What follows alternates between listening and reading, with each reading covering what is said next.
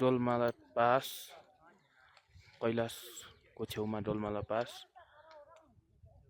5650 metre यसको उचाइ हो। यो चाहिँ चाइनाको टिबेटमा पर्छ।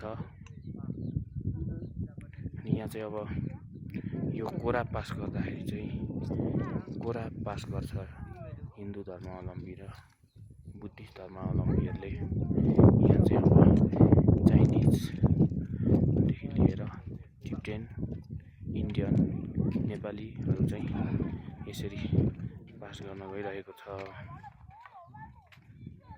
अब यहाँदेखि यहाँसम्म चाहिँ उकालो थियो भने यहाँदेखि चाहिँ ओह्रालो छ। अब त्यहाँ पुग्न चाहिँ अझै पनि 3-4 घन्टा लाग्छ है यहाँदेखि चाहिँ।